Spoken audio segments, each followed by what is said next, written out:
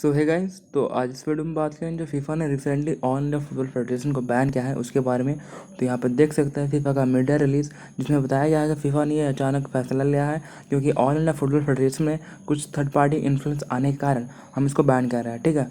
और यहाँ पर देख सकते हैं वर्ल्ड के जितने भी मेजर न्यूज़ आर्टिकल्स हैं जिसमें कहा गया है फीफा ने इंडिया को बैन किया है।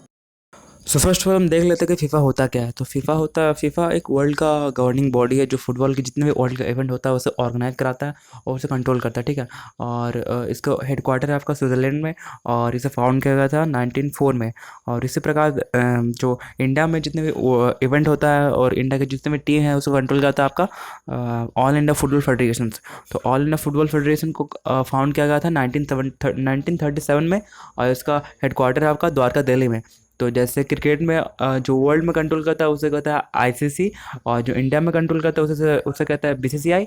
सेम उसी प्रकार में जो फुटबॉल को कंट्रोल वर्ल्ड में कंट्रोल करता है उसे कहता है फीफा, और जो इंडिया में कंट्रोल करता है उसे कहता है ऑल इंडिया फुटबॉल फेडरेशन।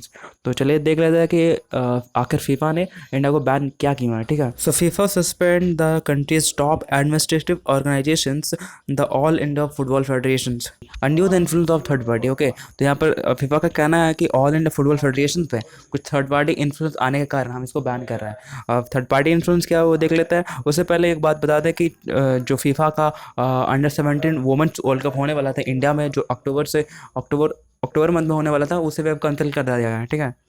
तो चलिए देख लेते हैं जितना भी ये इशू है और इंडिया को बैन क्या क्यों है इसके बारे में। तो ये स्टार्ट होता है आपका जो ऑल इंडिया फुटबॉल फेडरेशन का जो प्रेसिडेंट पोस्ट होता है उसके लिए, ठीक है। तो प्रेसिडेंट पोस्ट में प्रफुल्ल पटेल प्रेसिडेंट था, ठीक है। तो प्रफुल्ल पटेल करीब 12 साल तक प्रेसिडेंसी वहाँ पर चलाया और तो जितने भी ऑडियंस मेंबर्स थे उन्होंने कहा कि आप इस पोस्ट का इलेक्शन करवाइए और इलेक्शन के रिजल्ट के बेसिस पे जो प्रेसिडेंट होगा उसे अपॉइंट किया जाएगा। बट प्रफुल्ल पटेल ये बात को लेकर एग्री नहीं था और ये बात उसे डिनाई करता रहा, ठीक है। और इसी बात को लेकर जितने भी ऑडियंस मेंबर्स थे उन्होंने सुप्रीम कोर्ट में पिटीशन डाली और सुप्रीम कोर्ट ने वर्डिक्ट देते थे वो कहा प्रफुल्ल पटेल को हम इसके पोस्ट से हटा देते हैं और ऑल इंडिया फुटबॉल फेडरेशन के लिए हम एक कमेटी का गठन करता है, कमेटी ऑफ एडमिनिस्ट्रेटर्स, जो अभी एज ऑफ नाउ इसको चलाएगी और जब तक इलेक्शन नहीं होता तब तक। और इसी बात को लेकर फीफा कहा है कि फीफा और ऑल इंडिया फुटबॉल फेडरेशन के बीच जो supreme court third party influence आया है उसके वजह से हम इसको बैन कर रहे हैं। तो यहाँ पर थर्ड पार्टी कौन है? Supreme court.